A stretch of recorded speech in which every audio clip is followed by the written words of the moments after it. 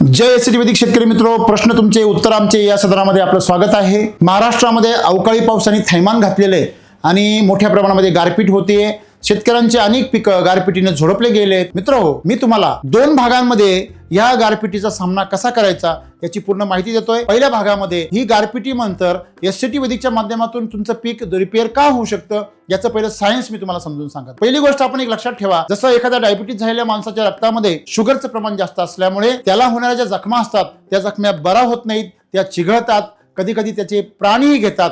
अशा प्रकारे जेव्हा रासायनिक पद्धतीने आपण शेती करतो तर पाण्यामध्ये आणि मातीमध्ये जे रसायन मिसळलेले आहेत त्याच्यामुळे वाढलेली क्षारता आणि टीडीएस ह्याच्यामुळे आपल्या पिकाच्या आतमध्ये मोठ्या प्रमाणामध्ये त्याचा पीएच हा डिस्टर्ब असतो आणि त्याच्यामुळे अशा परिस्थितीत जेव्हा जखमा होतात त्यावेळेस रासायनिकने तयार केलेल्या पिकाच्या जखमा लवकर बऱ्या होत नाही, त्या बुरशीचा अटॅक होऊन ते पीक त्या ठिकाणी खराब होते किंवा ते अतिशय कमकुवत होते आणि अशा परिस्थितीमध्ये शेतकऱ्याचं मोठं नुकसान होतं। आणि म्हणून एसटी वैदिक मध्ये आपण जर विचार केला ते निरोगी पीक असतं, जसं निरोगी माणसाला जर जखमा झाल्या तर त्या जखमा रिकवर होऊ शकतात आणि तो माणूस पुन्हा निरोगी होऊ शकतो। अशा प्रकारे आपण जर पाहिलं तर एसटी वैदिकमुळे ते जे पीक आहे ते पूर्णपणे निरोगी असतं आणि अशा पिकाला जर जखमा झाल्या तर शेतकऱ्यांनी बिलकुल घाबरून जायचं नाहीये। त्याने फांद्या ज्या कट झालेल्या असतील, पानं जे कट झालेले असतील आणि फळं जे खराब झाले असतील ते तुम्ही फक्त नॉर्मल जास्त खराब झालेले फळं फांद्या कट करून घ्या। थोड्या प्रमाणामध्ये खराब झालेले, डाग पडलेले, स्क्रॅच पडलेले फळं फांद्या तशाच राहू द्या आणि मी सांगितलेली जी ट्रीटमेंट आहे ती तुम्ही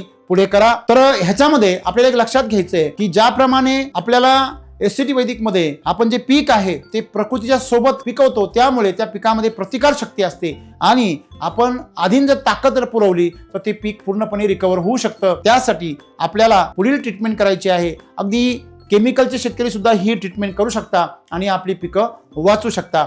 तर आता आपण दुसऱ्या भागामध्ये आपण पुढील माहिती बघूया। अधिक माहितीसाठी आमचे अधिकारी आहेत, खालील नंबरवर आपण संपर्क करा।